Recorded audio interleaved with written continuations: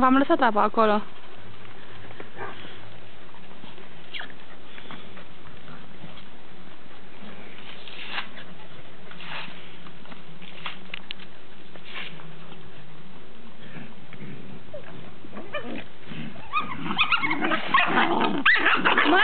Mai!